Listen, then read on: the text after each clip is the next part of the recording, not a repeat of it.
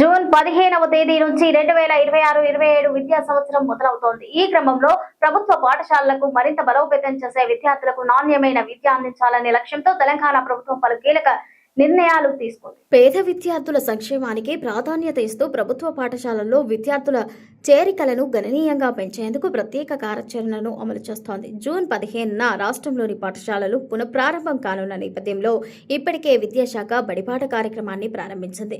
ప్రతి ప్రభుత్వ పాఠశాలలో గత ఏడాదితో పోలిస్తే కనీసం 10% మేర అడ్మిషన్లు పెంచాలని ఉపాధ్యాయులకు లక్ష్యాలను నిర్దేశించింది.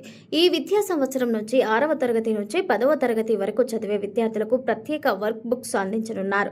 అలాగే రాష్ట్రంలోని 9,000 ప్రభుత్వ పాఠశాలలకు ఆగస్టు నాటికి హై స్పీడ్ ఇంటర్నెట్ సదుపాయం కల్పించేందుకు ప్రభుత్వ చర్యలు చేపడుతోంది. విద్యార్థులకు మధ్యాహ్న భోజనంతో పాటు ప్రతిరోజు అల్పాహారం, వారానికి 3 రోజుల పాటు నాణ్యమైన పాలను కూడా అందించనున్నారు. పాఠశాలలు ప్రారంభమైన రోజునే యూనిఫామ్లు, బూట్లు, బెల్టులు అందించాలని ప్రభుత్వం లక్ష్యంగా పెట్టుకున్నప్పటికీ వాటి పంపిణీలో స్వల్ప ఆలస్యం జరిగే అవకాశం ఉన్నట్లు తెలుస్తోంది.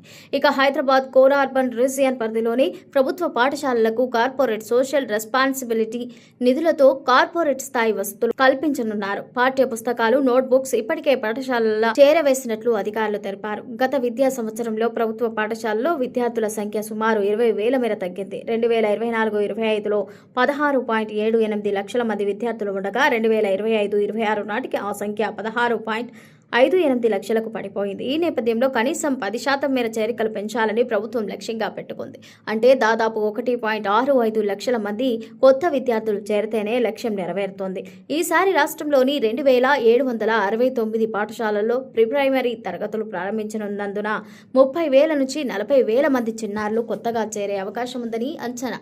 అయితే ప్రభుత్వ పాఠశాలల్లో అడ్మిషన్లు పెంచాలనే సర్కార్ తాపత్రయం కారణంగా ప్రభుత్వ పాఠశాలల్లో ఉపాధ్యాయులకు బోధనేతర పనులు అధికమవుతున్నాయి.